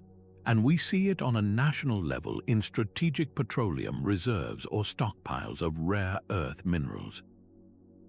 The Bronze Age teaches us that the accumulation of wealth is rarely just about greed. It is fundamentally about security, power, and the desire to exert control over one's destiny. By studying their choices, the successes, and the catastrophic failures of their system, we gain a profound appreciation for the origins of our own economic concepts. We begin to understand that our modern debates about wealth inequality, the role of central banks, and the ethics of tax havens are not new problems, but rather the latest iterations of an ancient, ongoing negotiation between the human impulse to save and the societal need for resources to flow. The legacy of the Bronze Age is not just in the artifacts they left behind, but in the enduring economic DNA they passed down to us, a reminder that our relationship with wealth is as old as civilization itself. It might seem like a distant and ancient practice, but the instinct to accumulate and conceal wealth in secretive, centralized locations is far from a relic of the past. In fact, the same fundamental dynamics that govern the palace storerooms of the Bronze Age are playing out in our modern global economy, just with digital spreadsheets and offshore accounts instead of clay tablets and sealed vaults. Consider the phenomenon of offshore tax havens. These are jurisdictions, often small island nations, that offer foreign individuals and corporations minimal tax liabilities and a high degree of financial secrecy. When a multinational company or an ultra-wealthy individual shifts their profits or assets to a place like the Cayman Islands or Bermuda, they are engaging in a form of hoarding that would be instantly recognizable to a Mycenaean king. The wealth is being deliberately moved out of the broader, taxed economy where it could contribute to public infrastructure, education, or healthcare, and is instead being funneled into a private, shielded repository. This isn't just about saving money, it's about withdrawing that capital from circulation, making it unavailable for the collective benefit of society, and instead keeping it as a controlled, static asset for the exclusive use of its owners. The effect is a stark modern parallel to the economic imbalances of the Bronze Age, where the many produced the wealth that was then accumulated and guarded by the very few. This behavior extends beyond physical locations into the very architecture of our digital financial systems. Take the concept of dark pools in high-frequency trading. These are private forums or exchanges where large institutional investors, like pension funds or investment banks, can buy and sell enormous blocks of stocks away from the public eye. The stated purpose is to prevent their massive trades from moving the public market price before the transaction is complete. But the result is a secretive, parallel market where the most significant economic actions are hidden from public scrutiny and participation. The vast majority of everyday investors have no access to these dark pools and no visibility into the trades happening within them. This creates a two-tiered system: a public, transparent market for the masses and a private, opaque one for the elite. The parallel to the Bronze Age is striking. Just as the Wanax and his administrators conducted the most important allocations of bronze and textiles in the privacy of the palace, away from the public agora, modern financial elites can move billions of dollars in the shadows of dark pools, effectively creating their own secret economy within our own. Even the ancient practice of using wealth for social and political leverage, rather than productive investment, finds its echo today. The massive stock buybacks conducted by many large corporations are a powerful example. Instead of using their record profits to raise employee wages, conduct research and development, or expand operations, a company might choose to spend billions buying back its own shares from the stock market. This action artificially inflates the share price, which primarily benefits the company's executives and largest shareholders, who are compensated with stock. It is a decision that prioritizes the immediate enrichment of a small elite over the long-term health and growth of the company and the broader economy. The capital is, in effect, being taken out of circulation and used to reinforce the existing power structure and wealth disparity, much like how a Bronze Age ruler would use his hoard to reward loyal followers and strengthen his inner circle, rather than investing in the wider community. These modern parallels force us to confront an uncomfortable but crucial question: are we really so different from the societies of 3,000 years ago? The technology has changed beyond recognition, but the underlying human impulses, the desire for security, the urge to control, the use of wealth as a tool for social and political power, appear remarkably constant. Our contemporary debates about wealth inequality, corporate responsibility, and financial regulation are essentially the latest chapters in an ancient discussion about how a society should manage its collective resources. The Bronze Age teaches us that systems built on extreme concentration and secrecy, while offering short-term stability and power to a select few, often contain the seeds of their own fragility. Recognizing these ancient patterns in our modern world isn't about assigning blame. It's about gaining a deeper historical perspective on the economic choices we make today and understanding the long-term consequences of allowing vast fortunes to remain silent and still, hidden away from the vibrant flow of a healthy, equitable economy. Of course, the picture we've painted so far of immense, silent wealth might lead you to believe that nothing ever moved, that the entire Bronze Age economy was frozen in place. But that's an oversimplification, and history is rarely so black and white. While hoarding was a dominant strategy for the elite, it would be a mistake to think that every single ounce of gold, every fine weapon, or every elegant pot remained locked away forever. The reality is far more interesting: a constant, intricate dance between the static and the dynamic, between the wealth that was hidden and the wealth that was strategically set into motion. Think of it not as a system that was completely stagnant, but as one with a very carefully controlled circulation. The elites weren't just mindless dragons sitting on piles of treasure. They were savvy operators who understood that the real power lay in knowing precisely when to hold onto their assets and, just as crucially, when to release them for maximum effect. We can see this dynamic movement clearly in the archaeological record if we know where to look. Take a piece of jewelry found in a tomb.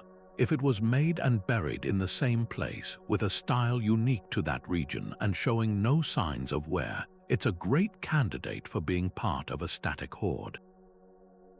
But now, imagine a beautifully crafted dagger discovered in a grave in mainland Greece, but its design, its decorative motifs, are unmistakably Egyptian.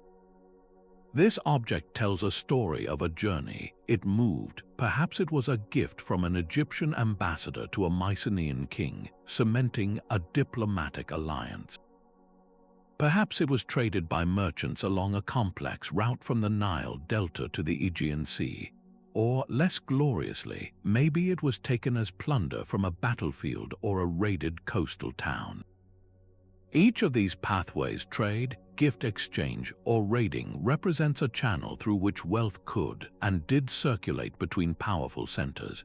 even if the ultimate destination for many such items was once again a palace storeroom or a burial chamber. This brings us to the concept of the prestige gift.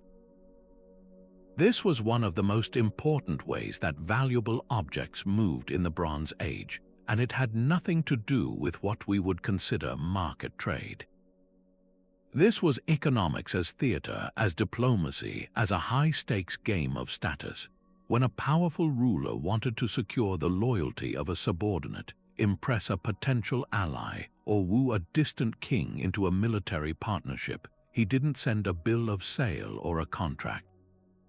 He sent a breathtaking gift, a shipment of finely wrought gold cups, a chariot inlaid with ivory and silver, or a set of bronze weapons with jewel-encrusted hilts. These items were not purchased, they were bestowed. The act of giving created a powerful obligation, a debt of honor that bound the receiver to the giver. The object itself was a physical token of that relationship. In this system, wealth was absolutely moving, but it was moving within a closed circuit of the elite, from one palace to another, reinforcing social hierarchies and political bonds rather than fueling a commercial market. The value of the gift was in its story and its origin, not in any market price. Furthermore, even within the seemingly rigid control of the palace economies, there had to be some internal circulation to make the system function. While the king and the top officials might have hoarded the most spectacular treasures, they still needed to compensate the people who made the kingdom run. The Linear B tablets from Pylos are incredibly revealing here. They don't just list stored goods, they also record allocations and rations. They show that specialized craftsmen, the blacksmiths, the chariot makers, the perfumers, were paid in allocations of bronze, wool, and food from the palace's stores. Soldiers and rowers received rations for their service. This is a form of circulation, but it's a far cry from a free market. It's a redistributive economy where all wealth flows into the center and is then meted out by the administration according to status and role. So, wealth did move downward through the social pyramid, but it was a trickle, carefully controlled and monitored, not a flowing river. The palace decided who got what and how much, ensuring that this controlled release of resources reinforced the existing power structure rather than challenging it. So, the next time you envision the Bronze Age, don't picture a world where everything was gathering dust in a dark room. Instead, imagine a brilliant, complex game. The elite players are constantly moving pieces across the board, sometimes hiding their most powerful pieces away to keep them safe, and other times strategically sacrificing a piece to win a greater advantage. Some pieces move through trade routes, the established paths on the board. Others are captured through raiding or exchanged in high-stakes diplomatic gambits. The key to understanding this ancient economy is to hold both ideas in your mind at once: the immense, silent hoards that represented stored power, and the constant, calculated movement of luxury goods that represented power in action. It was the tension between these two forces, the desire to accumulate and the need to deploy, that made the Bronze Age world so fascinatingly complex and ultimately so dynamically fragile. When we think of power and wealth in the ancient world, our minds often jump to images of bearded kings and warrior princes, but to focus solely on them is to miss half the story, a half that was often running the entire operation from behind the scenes. The management of these vast hoards was not an exclusively male domain. Elite women were frequently the chief executives of these ancient treasuries, wielding significant economic authority that was crucial to the stability and diplomacy of their realms. In societies like Minoan Crete, the evidence points to women holding positions of immense religious and economic power. The famous frescoes from the Palace of Knossos don't depict male warriors overseeing storerooms. They show elegant, elaborately dressed women, often referred to as priestesses, presiding over ceremonies and processions.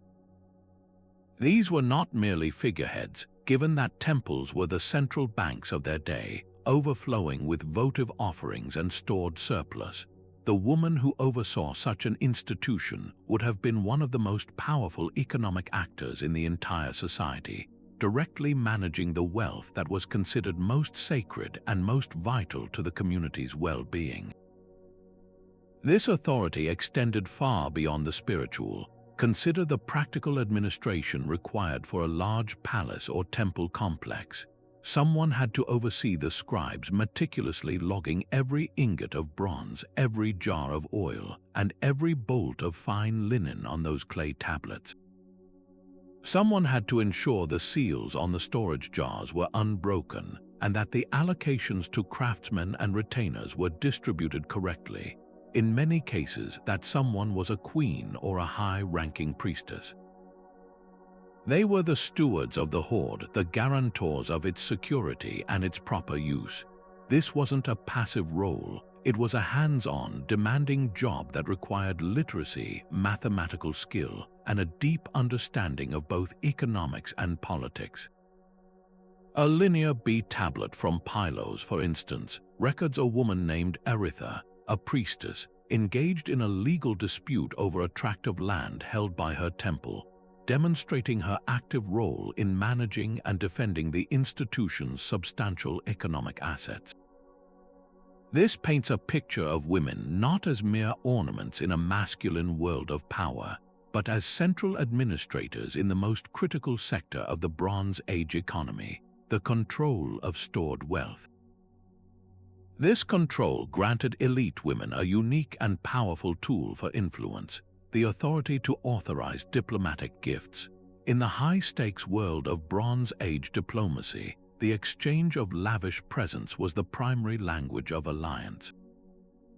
Sending a shipment of exquisite gold jewelry, finely crafted weapons, or rare textiles to another court was a message of respect, friendship, and power.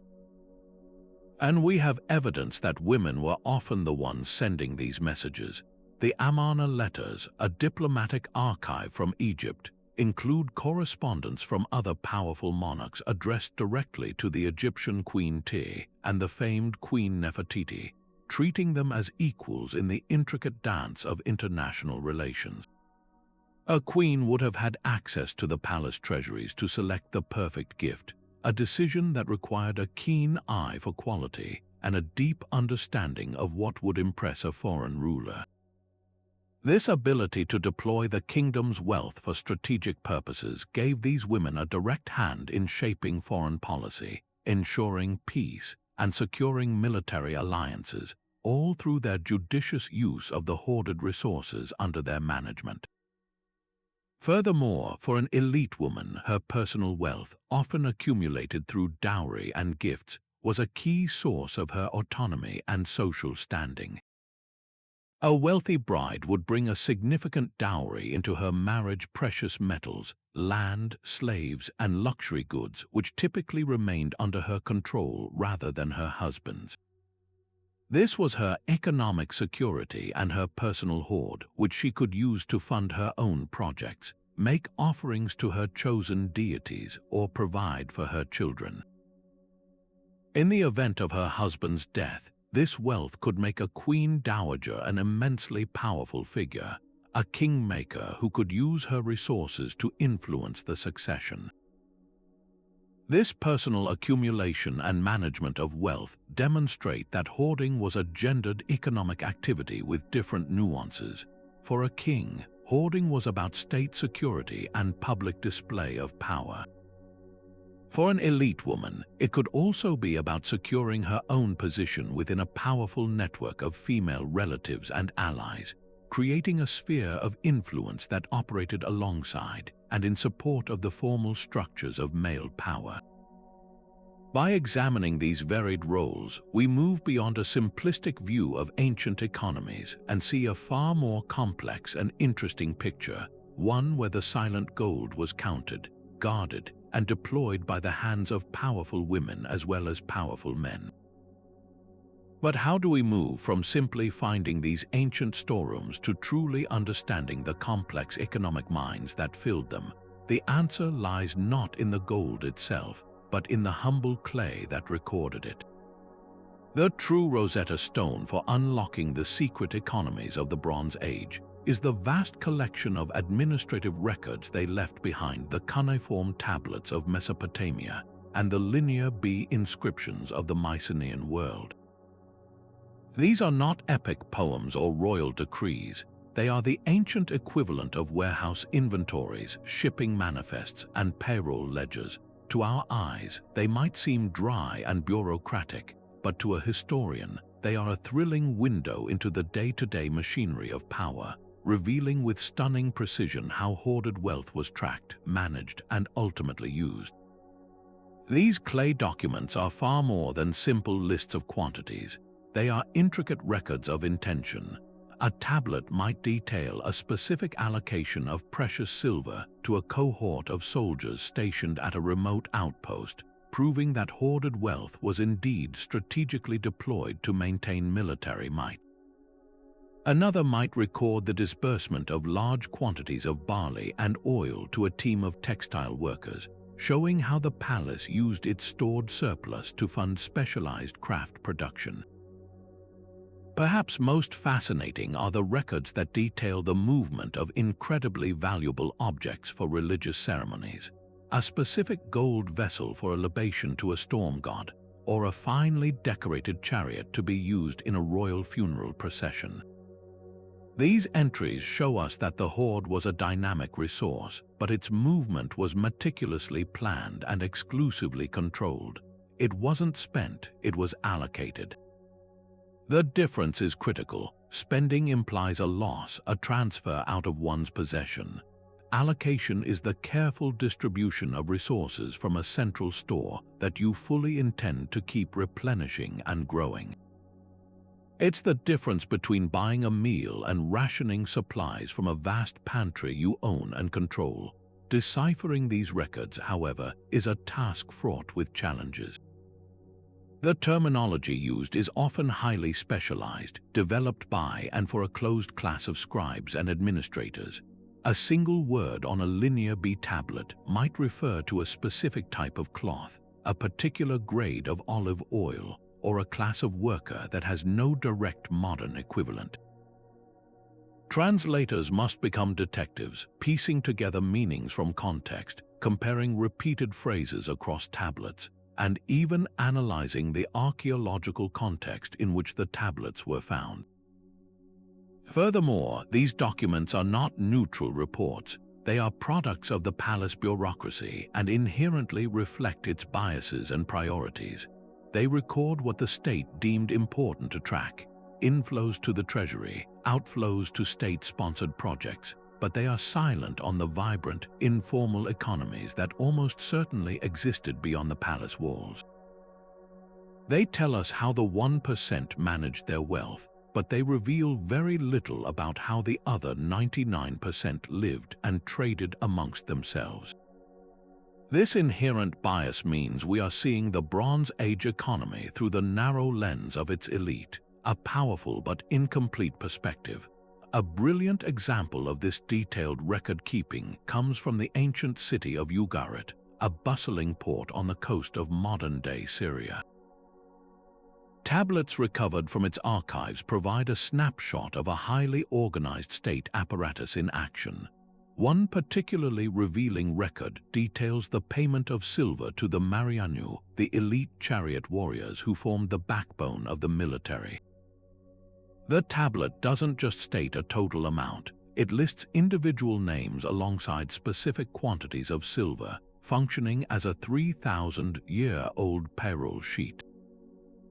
This single document tells us so much. It confirms that stored precious metal was used to pay salaries, cementing the dependence of key societal players on the palace's central reserves.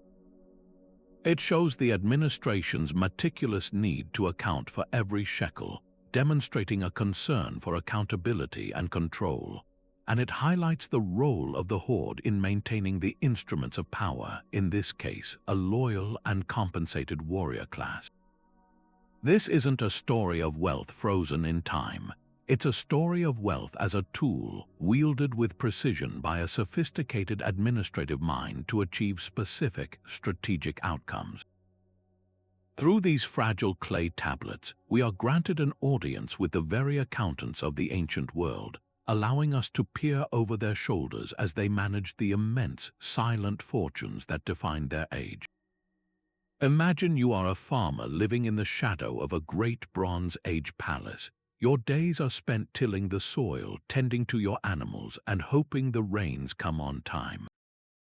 You produce the grain that fills the giant storage jars in the citadel above. You help mine the copper that is logged on the king's clay tablets, yet your own life remains one of relentless subsistence. This was the stark reality for the vast majority of people. The glittering hoards of gold and stockpiles of grain held in the palace were not abstract concepts. They were a constant, visible presence that shaped every aspect of daily existence, creating a world of profound scarcity amid staggering plenty. The economic choice to accumulate wealth at the top rather than circulate it meant that vital resources were simply unavailable for the broader population. For the common farmer, the artisan, or the laborer, this translated into a life with virtually no financial cushion. If your harvest failed, you couldn't take out a loan to buy seed for the next season. If you were a talented bronzesmith with an innovative design for a stronger plowshare, you had no access to capital to fund your experiment. The metal you needed was locked away, its release entirely dependent on the whims of a distant administrator. This systemic lack of liquidity didn't just hinder personal ambition. It stifled communal progress, preventing the development of a vibrant, local market economy where people could trade, specialize, and innovate freely. This economic reality forged a society built on a foundation of deep, institutionalized dependence. The average person did not have a relationship with a market, they had a relationship with a patron. Your survival and that of your family depended on your connection to someone within the elite hierarchy who could grant you access to the resources they controlled. A local chieftain, a temple official, or a military captain would distribute rations of grain, wool, or metal from the central stores to their dependents. In return, they expected absolute loyalty, military service, and your labor on their projects. This system, known as a redistributive economy, created a powerful web of obligation that bound the common person to the elite. Your freedom was exchanged for security, or at least the promise of it. You weren't a citizen participating in an economy. You were a subject reliant on the patronage of your social superiors. This dependence was the glue that held the social order together, ensuring a steady supply of labor for the palace's grand projects and a ready army for the king's campaigns. But it came at the cost of any real economic autonomy or mobility for the individual. The psychological impact of this vast inequality cannot be overstated. The monumental architecture of the palaces and temples, those towering walls and imposing storage complexes, was not just for defense. It was a constant, deliberate reminder of the power imbalance. Every day, as you worked your field, the citadel loomed on the horizon, a physical manifestation of the wealth that your labor helped create but would never enjoy.